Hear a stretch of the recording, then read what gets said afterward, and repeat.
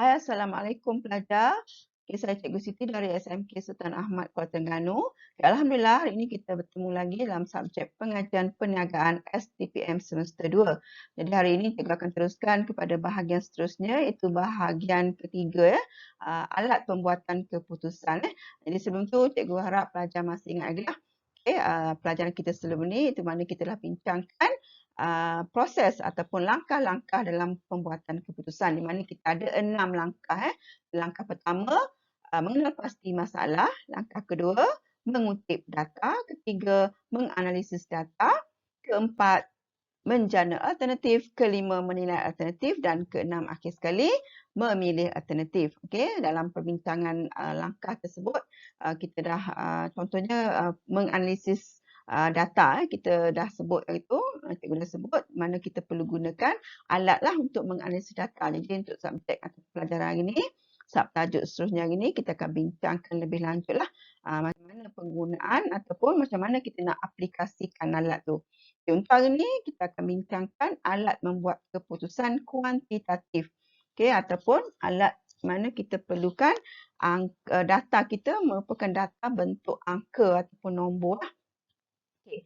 Jadi sini kita ada dua, iaitu alat seperti statistik deskriptif dan pokok keputusan. Jadi hari ini insyaAllah kita akan bincangkan alat pertama, iaitu statistik deskriptif. Okay, untuk statistik deskriptif, okay, kita tengok maksud dia dulu. Okay, bermaksud data yang dikumpul, diringkaskan, digambarkan atau dipersembahkan dalam bentuk pengiraan. Seperti tadi, data kita ni berangka ataupun nombor. Jadi kita kena kira lah. Okey, yang mudah dan berbentuk graf. Kita boleh sembahkan juga dalam bentuk graf seperti carta pie dan graf bar lah. Okey, dengan mengira mean, purata, median, mode, jurang ataupun julat atau sesian piawai untuk sekumpulan data yang dikumpul, okey, bila kita kira tu, kita dapat memberi gambaran lebih jelas tentang data tersebut.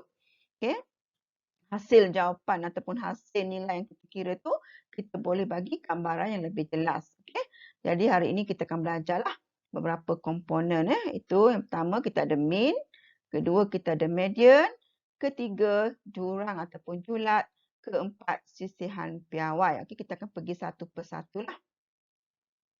Okey, kita tengok okey. Contoh di sini kita ada sejumlah data data yang kita kumpul dari 5 orang pekerja untuk 5 hari pengeluaran.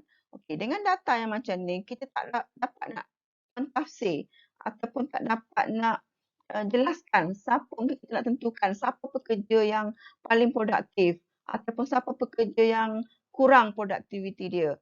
Bila tengok data macam ni memang susahlah. Ini yang penting kita perlu buat pengiraan mean, mode, median tadi lah. Okey, kita akan pergi satu persatu. Okey, contoh di sini okey, pertama mean. Okey, mean merupakan purata semua nombor dalam sampel Okey, diperoleh dengan menjumlahkan semua nilai data dan kemudiannya dibahagikan dengan bilangan data. Okey, data yang kita ada tu kita jumlahkan semua sekali dan kita bahagikan dengan bilangan data. Okey, contoh formula dia macam ni lah. Okey, ni simbol dia X, ada bar kat atas tu. Ini simbol jumlah, jumlah data, jumlah X dibagi dengan N bilangan data. N huruf besar ni bilangan data.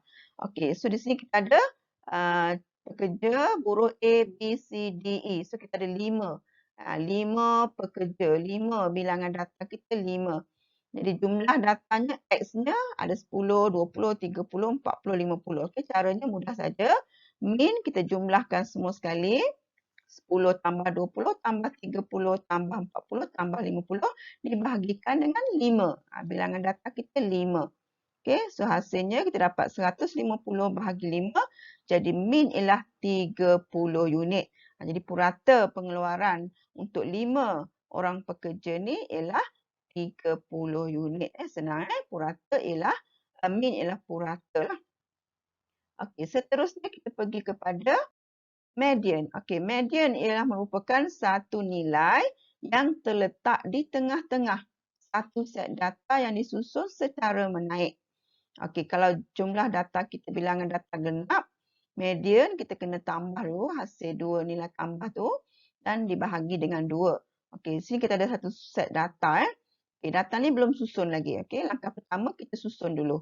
Okey, 1, 2, 3, 4, 5, 7, 9, 10, 12. Okey, kita kena susun. Ingat pelajar, kena susun dulu secara menaik. Turutan menaik. Okey, tengok sini. Tengoklah yang mana tengah. Kita boleh guna kaedah biasa je potong kiri kanan ni. Yang tinggal tu yang tengah lah. Okey, data tengah tu median ialah 5 lah. Okey, kita tengok nombor genap pula. Kalau bilangan nombor genap. Okey, ni bilangan nombor genap. Kita tambah ni, kita ada 6. Okey, kita... Okey, 10. Kita susun dulu. Susun ikut turutan dulu. Okey, jadi 5, 7 tu tengah-tengah. Ada 2 tengah-tengah. 5, 7 kita tambah dulu. Okay, 5 tambah 7, 12 bahagi 2. Jadi 6 lah median dia. Okey, median dia 6. Okey, mod. Mod merupakan nombor yang paling kerap berulang dalam satu set nombor. Okey, tengok sini. Kita ada set nombor ataupun data. 1, 9, 8, 12, 14. Okey, 3, 4. Ini tak perlu susun pun tak apa. Tak perlu susun ikut urutan pun tak apa. Okay, kita cuma tengok mana nombor yang paling kerap berulang. Dalam set nombor ni nombor 9 lah. Yang paling kerap berulang itu sebanyak 2 kali lah. Berbanding nombor lain hanya sekali. So tak ada pengiraan untuk sini.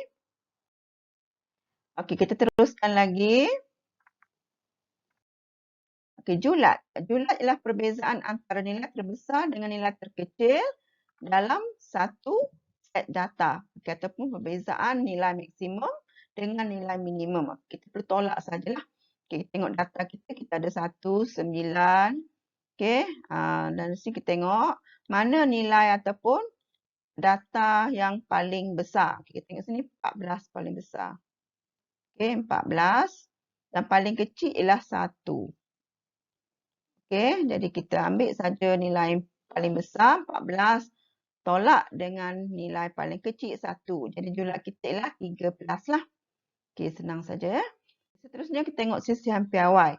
Sisihan piawai adalah purata jarak atau sisihan setiap nombor dari nilai min ataupun dari nilai purata.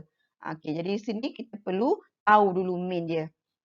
Okey, formula dia jumlah X tolak X bar. X bar ni min lah. Okey, jumlah ni dikuasa 2 kan bahagi dengan N tolak 1. N ialah bilangan skor atau bilangan data dalam taburan tu. Okey, kita tengok contoh pengiraan. Okey, di sini kita ada data kita. X kita 12, 20, 14, 8, 10. Okey, sebelum kita kira dulu min. X bar ni min. Okey, 12. Untuk ni kita kira ni tambah 20, tambah 14, tambah semua sekali bagi 5. Sebab untuk kira min, formula tadi kita dah bincang tadi. Jumlahkan semua nombor dalam data kita tu. Okay, bahagi dengan bilangan data kita 5. Okey, 12.8. Okey, jadi setiap X ni tolak dengan min. 12 tolak min, 20 pun tolak min. Jawapan ni untuk 12 tolak 12.8 ni dikuasa 2 kan. Okey, kita dapat, setiap ni kita dapat dan semua angka ni kita jumlahkan. Kita jumlahkan, kita dapat 84.80. Okey, bahagi dengan 5 tolak 1 tadi. 5 tolak 1 tu bilangan N tolak 1 lah. Jadi kita dapat hasil jawapan tu kita punca kuasa 2 kan. Kita dapat 4.6 lah sisihan piawai dia. Okey, so sini agak panjang sikit lah pengiraan dia. Di mana walaupun kita tidak boleh minta mengira min, kita kena kira juga. Sebab dalam formula ni kita kena dapatkan min dulu. Okey, jumlah ni kita tolak dengan data ni, tolak min di jumlah ni kuasa 2 kan. Dan jumlahkan semua sekali nilai ni bahagi dengan N tolak 1 ya. Seterusnya kita tengok kalau macam ni kita ada data ni, kita ada min dah ada. Jadi kita boleh kira lah sisihan piawai dia. Okay, kita boleh tahu pekerja mana yang paling tinggi lah sisihan piawai dia. Okay, walaupun min dia sama, okay, tengok skor untuk sisihan piawai. Okay, pekerja pertama kita dapat 11.43. Pekerja 2, 29.20. pekerja 3, 3.02. Jadi sini jika dibandingkan nilai SMPAY bagi ketiga-tiga pekerja, pekerja 2 mempunyai nilai paling besar lah, iaitu 29.2. Diikuti pekerja 1, 11.43 dan pekerja 3, 3.02. Jadi berarti taburan skor pekerja 2 terserat lebih jauh lah daripada nilai skor min dalam taburan berbanding dengan taburan pekerja 1 dan 3 lah. Okey, so sini antara contoh soalan bermula dari aras paling mudah di mana kita diberi taburan ataupun data di sini mana kita kena kira min, 2 markah, mode dan median lah. Pelajar boleh buat nanti. Okey, sama juga yang ni diberi set ataupun data, kena kira maksud dulu, bagi maksud, min, mode, median dan hitungkan min, mode, median lah. Okay, seterusnya kita ada ni set data juga. Kita perlu kira min dan sisihan PY untuk dua pekerja ni, Ali dengan Zarif. Okay, pelajar boleh buat nanti. Boleh bincang dengan cikgu masing-masing lah. Okay, seterusnya kita tengok ini soalan peperiksaan sebenar STPM di mana 2013 kita diminta untuk memberi kebaikan penggunaan alat pembuatan keputusan dalam bentuk data dan graf. Okay, 2017 kita diminta mengira nilai Y ni. Okay, nilai sisihan PY. Yang lain dah dibagi kita cuma kira-kira untuk pekerja A sajalah. Okey, jadi hari ni kita dah bincang tadi ada 5 alat ataupun 5 statistik deskriptif. Kita pelajar sepatutnya boleh mengira min, boleh menentukan mode, median, julat dan sisihan PY. Okey, 5. Termasuklah wajiblah ingat formula dia tu, cara ataupun jalan kerja setiap tu. Okey, boleh mengingat maksud min, purata, maksud sisihan PY sejauh mana data terserak dari min ataupun lari dari min. Okey. Dan pelajar boleh tafsir ataupun menggunakan mengaplikasikan semua statistik deskriptif yang kita bincangkan tadi. Okey, pelajaran seterusnya kita akan sambung untuk alat kedua iaitu alat kuantitatif kedua iaitu pokok keputusan. Okey, sekian, terima kasih. Assalamualaikum.